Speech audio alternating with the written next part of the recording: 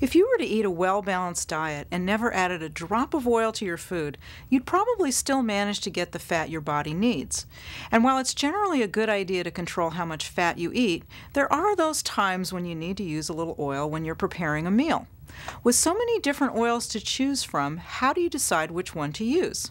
Calories are a consideration only because fats are the most concentrated source of calories of anything we eat, so it's wise to use them sparingly.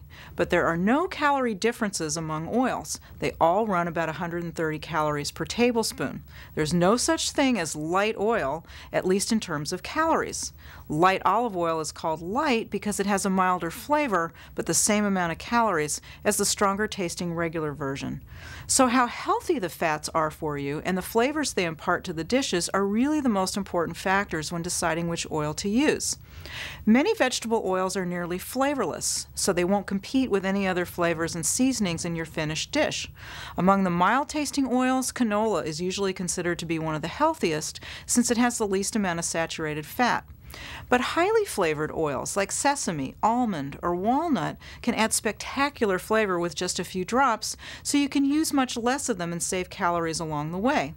A little bit of walnut or almond oil adds a wonderful flavor to salads, and a few drops of sesame oil adds a nice flavor to a plain chicken soup. Olive oil is a bit more versatile since its flavor can range from mild to strong and peppery, so you can choose which one works best for your particular dish. Olive oil is widely recommended as one of the best all-around oils since it contains the most heart-healthy monounsaturated fat. That, coupled with its delicious flavor, has made extra virgin olive oil more popular than ever. The only other thing to consider is how much heat you'll be using. Oils vary in terms of how much heat they can take before they start to smoke. Canola oil, for example, can take more heat than olive, so if you're sautéing, you'll want to keep a close eye on the flame as you cook. Once you've mixed and matched your flavors, keep in mind that you can often reduce the amount of oil in a recipe to a minimum without much effect on the finished product.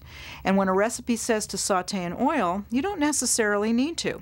You can sauté in water, wine, broth, or juice, and then add a few drops of highly flavored oil when you're finished. That way, you'll get all the taste without a lot of extra calories.